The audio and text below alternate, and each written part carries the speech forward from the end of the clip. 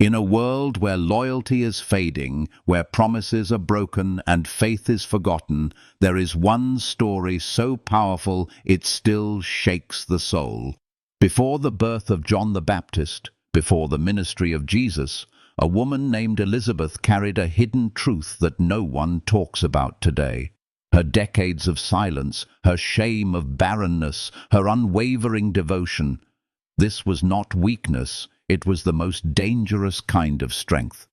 Why did Elizabeth remain faithful when her culture branded her cursed? Why did her loyalty echo through the centuries, shaping the very foundation of our faith? Could it be that what the world calls waiting in vain was, in truth, a divine preparation for destiny?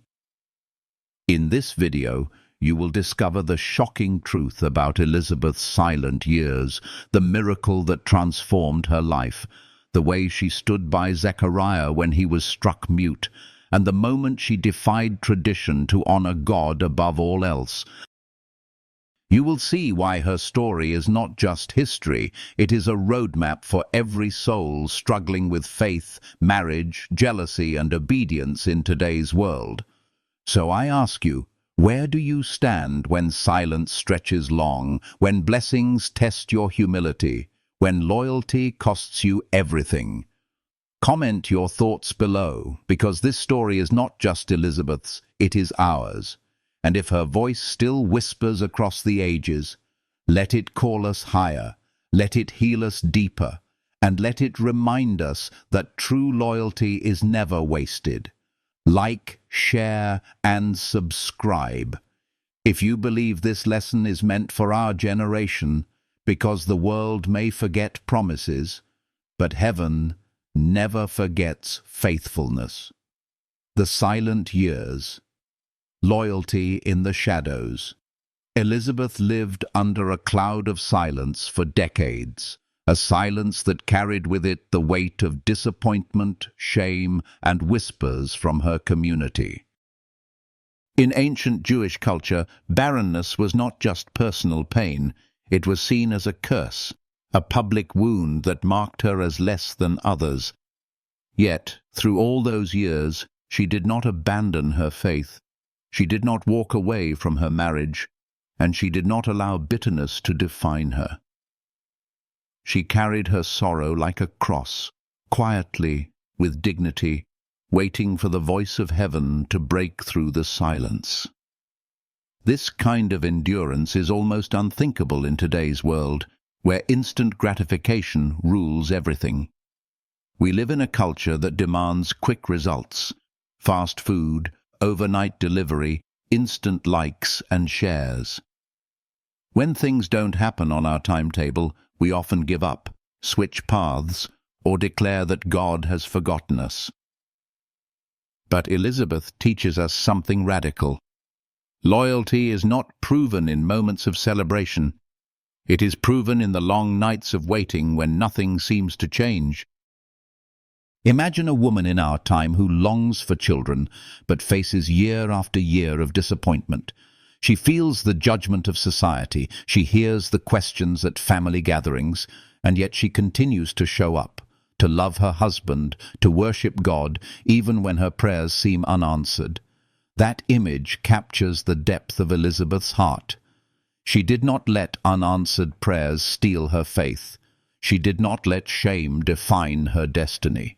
She waited with a quiet strength that only heaven could see. And that kind of faith, though hidden from the world, is the soil where miracles take root. Think about your own seasons of silence, moments when nothing seemed to move forward. Have you felt the urge to quit, to let impatience crush your hope?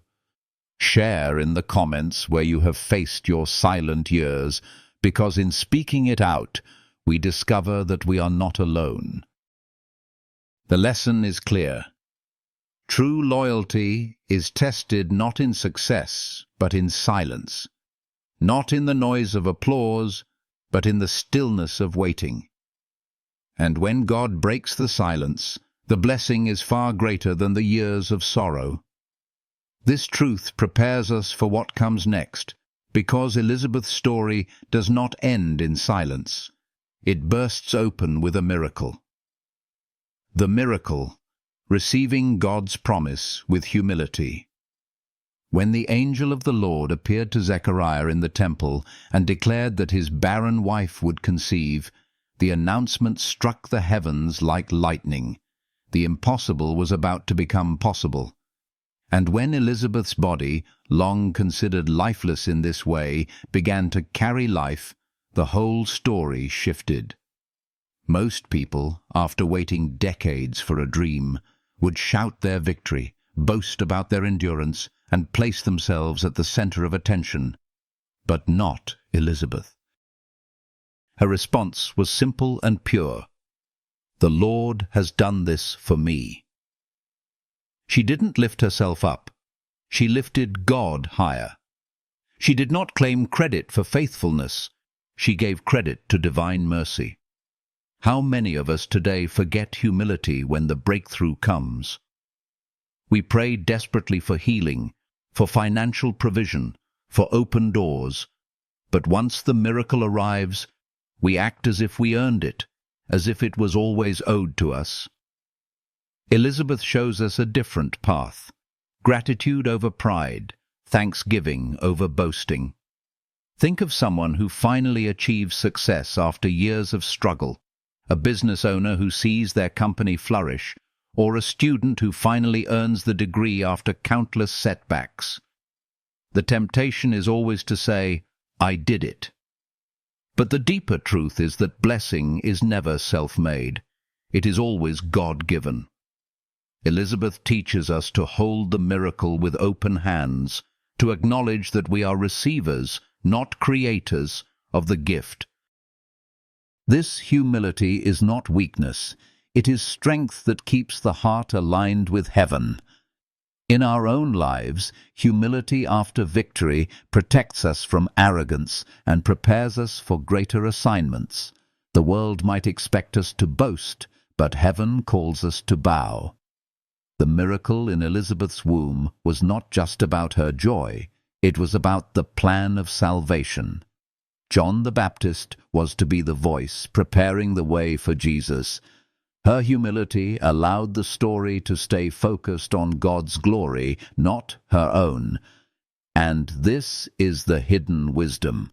Loyalty to God is not only about waiting faithfully in the shadows, it is about receiving the blessing without losing sight of the giver. The silence prepared her, but humility preserved her. And together, these two qualities show us that the miracle is not the end of the story. It is the beginning of something far greater. As we move from Elizabeth's silent years to her miraculous breakthrough, we see a divine rhythm. Waiting tests the depth of our loyalty, and humility proves the purity of our faith. This rhythm invites us to examine our own journeys. Are we faithful in the silence, and are we humble in the blessing? Share your reflections in the comments, because your story of endurance and gratitude may inspire someone else's miracle. Loyalty in marriage, standing beside Zechariah. When the angel's words struck Zechariah mute, it was not just his voice that was silenced. It was his role as priest, as leader, as husband. For months, he could not speak a blessing over his wife, could not sing in worship, could not explain his own encounter with heaven. In a culture where a man's voice carried authority, his silence could have been interpreted as weakness, even as punishment. Many women would have turned away, embarrassed by the shame, frustrated by the burden of carrying both her own pregnancy and her husband's muteness. But Elizabeth did not abandon him. She chose instead to carry his silence with dignity. She bore the weight of unanswered questions from family and neighbors. She endured the gossip, and yet she stood faithfully beside him. This is the essence of marriage loyalty. Not walking away when your partner is weak, but standing even firmer when the storm hits. Think of today's world, where divorce papers are signed at the first crack in the foundation, where vows are treated as disposable promises. Yet Elizabeth shows us a higher path. Real love is not just candlelight dinners and anniversaries. It is walking through hospital corridors together. It is paying bills when jobs are lost. It is sitting in silence when words are too heavy to speak. Her loyalty whispers to us across the centuries, "Do not abandon each other when life silences one of you. Stand together, because true love is covenant, not convenience." Share in the comments how you have carried someone's burden, or how someone carried yours, because these testimonies remind us that marriage and friendship thrive not in ease, but in endurance. The small lesson here is simple yet profound. Loyalty in relationships is not about being present only for the applause. It is about holding steady when the music stops. And this lesson naturally flows into another moment where Elizabeth's loyalty shines, not only in her marriage, but in her friendships. Loyalty between women, Elizabeth and Mary. When Mary arrived at Elizabeth's home, she carried within her the Son of the living God. It could have been a moment for jealousy, for comparison, for silent bitterness.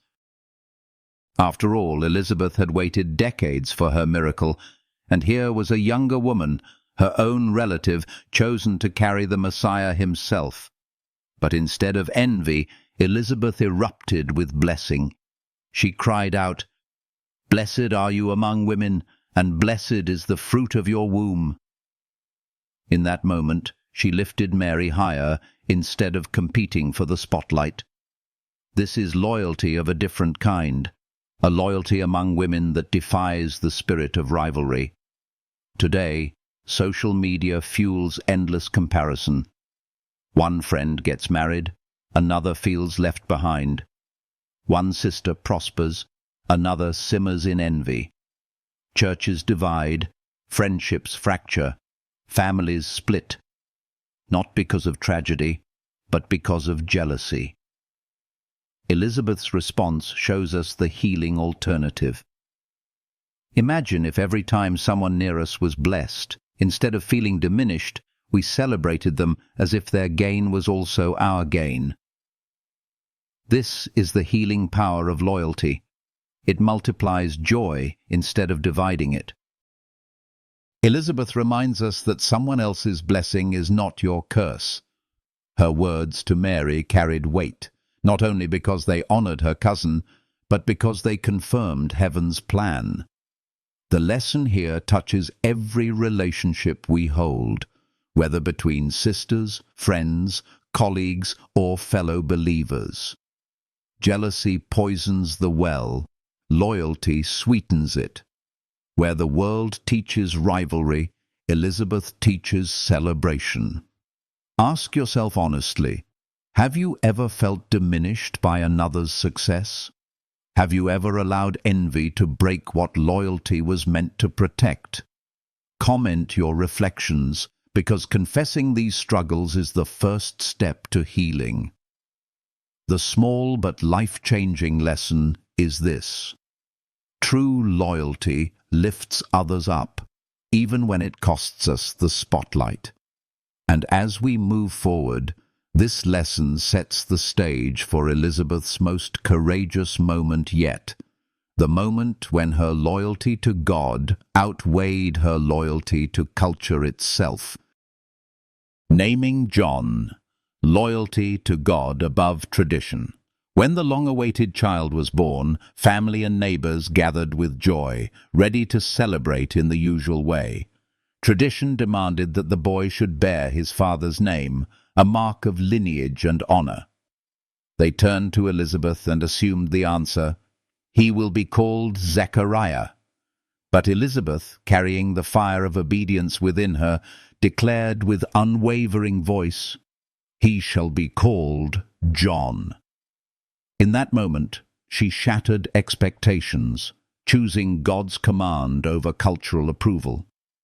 Her courage echoes into our lives. For how often are we pressed to conform to family pressure, workplace norms, or societal voices that drown out divine truth? This is where loyalty finds its sharpest edge. Not when the choice is easy, but when obedience requires defiance of tradition.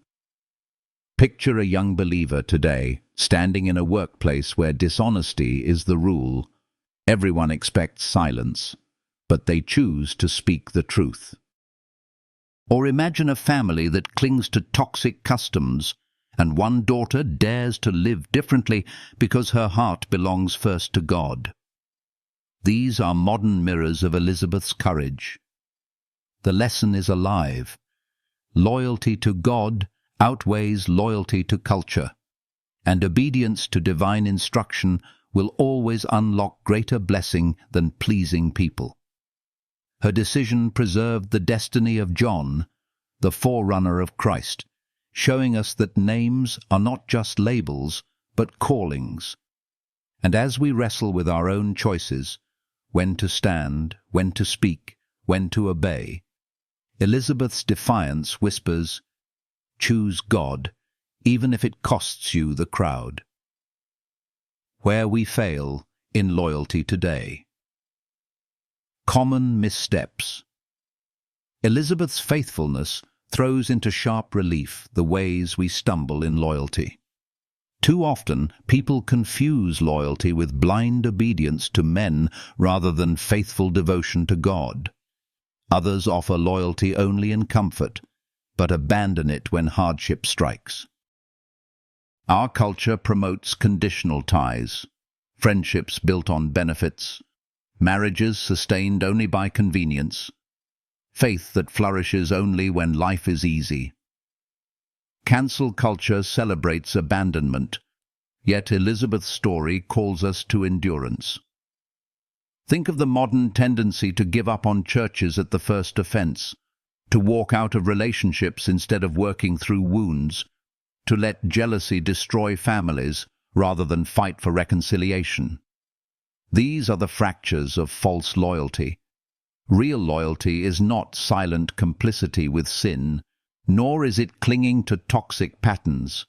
It is steadfast love rooted in truth. The healing lesson here is to examine our own hearts. Are we loyal because it benefits us, or because it reflects God's character? Share in the comments where you see loyalty breaking down today, whether in family, friendships, or faith communities, because speaking truth awakens us to change. The insight is clear. Destructive loyalty binds us to what kills us, while redemptive loyalty anchors us to what heals us.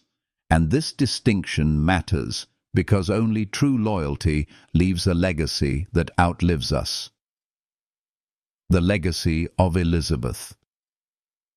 Loyalty that prepared the way.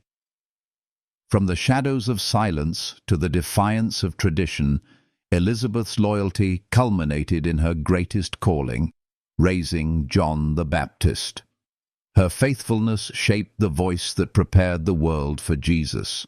Her endurance in barrenness, her humility in blessing, her courage in naming, all became part of a divine story far bigger than herself. This is the mystery of loyalty. It plants seeds that future generations will harvest. Parents, mentors, teachers, leaders, every act of faithfulness today prepares the soil for tomorrow's fruit. Think of a grandmother who prays daily for her family, unseen, uncelebrated, yet generations later, faith blooms because of her unseen loyalty.